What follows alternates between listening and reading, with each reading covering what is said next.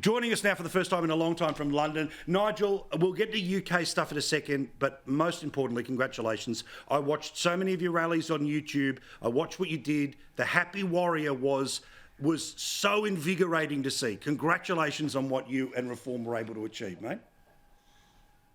No, well, thank you. And I'm sorry I've been away for so long, but I have been, as you say, rather busy one way and t'other. The Happy Warrior line is very interesting. You know, the modern liberal left are oh so sincere about absolutely everything. I don't think anyone should tell a joke of any kind at all. If they do, they might get cancelled.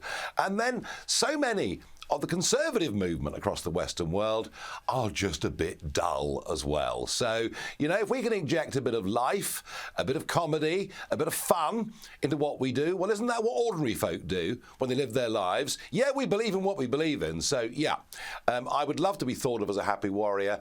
I always have been, and do you know what? I always will be. Well, and honestly, I was watching this and I was just like sending copies of this to people in Australian politics, just saying this is the type of presentation that you have to have, right? There's lots of serious, there's lots of edge, there's lots of realism about the polls, debates, all the rest of it. I loved it. Now, I've got to ask about Trump. Have you spoken to him since the assassination attempt?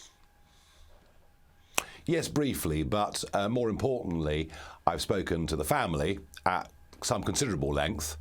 I cannot tell you how incandescent with fury they are at what happened.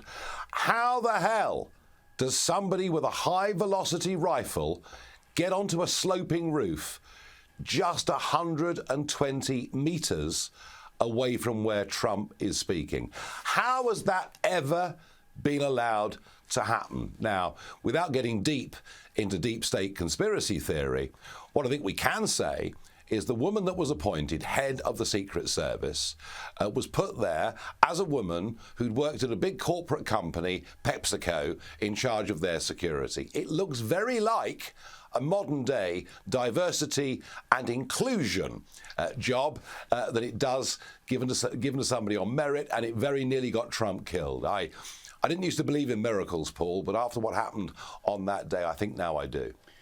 And that image of him holding up and fight. I know that we're living at this breakneck speed, but that is an image that will live forever. And the idea that he didn't know what had happened, and we all know that adrenaline means you may not know where you've been hit and how long you've been hit. That could have been his final moments. And for him to instinctively show fight, that was the moment when, like, even sort of never Trumper righties that I know in Australia went, you know what?